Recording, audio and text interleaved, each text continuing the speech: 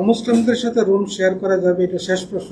অমুসলিমদের সাথে room share করা যাবে যদি কোম্পানির পক্ষ থেকে দেওয়া হয়, তাহলে সেখানে আপনার জন্য বসবাস জায়েজ। এমন কোন দলিল নেই যে অমুসলিমের সাথে রাত কাটানো যাবে না অথবা তার সাথে বসে খাওয়া দাওয়া করা যাবে না, এমন কোন দলিল নেই। কিন্তু সাধারণত অমুসলিমদের সাথে সবসময় থাকলে তাদের দ্বারা প্রভাবিত হইতে পারে।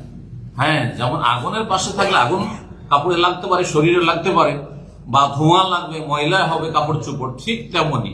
সুতরাং যদি আপনার নিজের ভাড়া পে করা রুম হয়, যে আপনি নিজেই চয়েস করছেন রুম, তাহলে অমুসলিমদের সাথে কেন? মুসলিম সমাজের বেনামাজির সাথে বাস করবেন, মুসলিম সমাজের মদখোরদের সাথে বাস করবেন না, যারা নারী ফিতনায় লিপ্ত তাদের সাথে বাস করবেন না, যারা বেঈমান সুদখোর তাদের সাথে বাস করবেন না, আরাম যারা খায় তাদের সাথে বাস করবেন, কারণ ছোঁয়াচে রোগের মতো।